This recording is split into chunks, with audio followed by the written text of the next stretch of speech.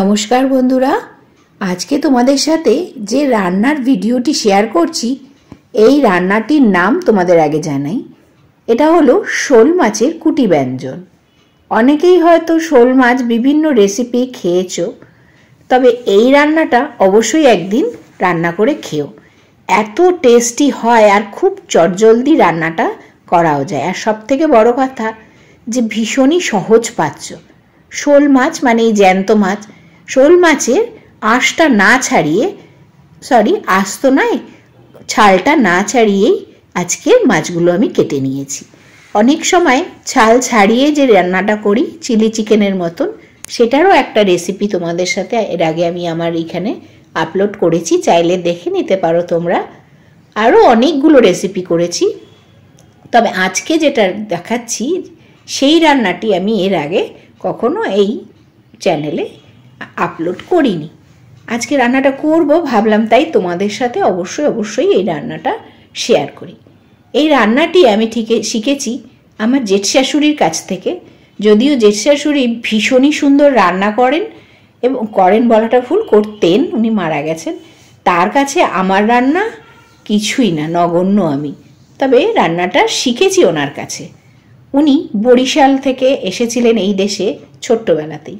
উনি বরিশালের মেয়ে, আর ওনার কাছে অনেক রান্না আমি কিন্তু শিখেছি। তো যে কয়দিন ওনাকে আমি কাছে পেয়েছি, মানে সেই সময়টাকে আমি একেবারেই বিফলে যেতে দেইনি। তা প্রথমেই শোল মাছগুলোকে ভালো করে ধুয়ে জল ঝরিয়ে এখন নুন হলুদ মাখিয়ে রাখছি এক সাইডে।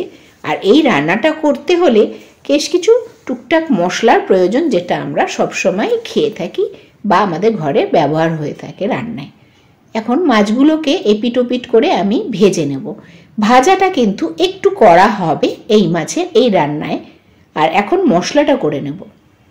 এইখানে দিয়ে দিলাম দেখো সাদা রঙের সর্ষে, আর তার সাথে যাবে পোস্তর পরিমাণ বেশি যাবে আর সাদা সর্ষের পরিমাণ কম।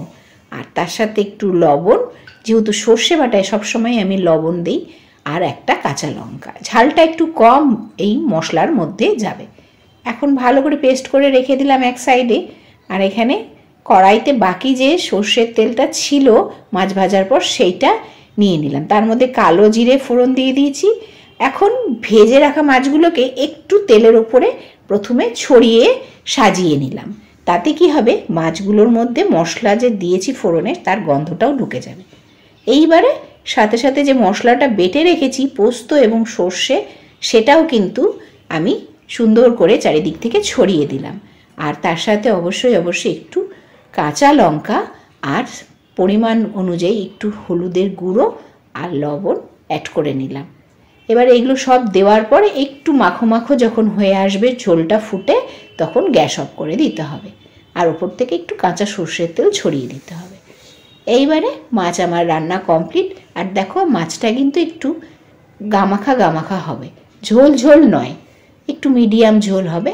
আর এই দেখো মাছটা বেড়েও নিচ্ছি, দেখতে কি সুন্দর লাগছে না? খেতে কিন্তু আরোই সুস্বাদু হয় এই মাছ।